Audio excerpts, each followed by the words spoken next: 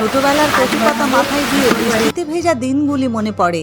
আজ বানাবো কচু শাকের ঘন্ট, ঠাকুরবাড়ির বই পড়ে। কড়াইতে জল দিয়ে কাটা ধোয়া কচু শাক দিই নামিয়ে, অল্প নুন হলুদ গুঁড়ি দাও দিয়ে। ওরে বাবা, যদি চুলকোয় গলা, অল্প তেঁতুল তাই হলো ফেলা। শাক গরমে নরম হলে জল ছেঁকে ডাঙাই আনি, নে বাবারা জড়িয়ে নে বডি খানি। শিলের ওপরে এলো জিরে গোলমরিচ শুকনো লঙ্কা ও ধনিয়া, জল দিয়ে মসৃণ করে ছোট বাটিতে রাখি তুলিয়া। একটি বাটিতে দুধ নিয়ে এই বাটা মশলা দিচ্ছি মিশিয়ে, জল চিপে কচু শাক নিই থালাতে, মশলা সহ দুধ মেশাই এতে, ভালো করে চটকে চটকে মাখি। উনুনে কড়াইটি বসাও গো সখী, গরম সর্ষের তেলে তেজপাতা জিরে নেমে পড়লো।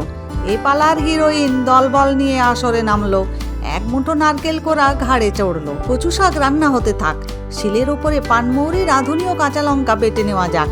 মিনিট 5-7 নেড়ে চেড়ে কচু শাক ঘন হলে মৌরি রাঁধুনি বাটা পড়লো চড়ে।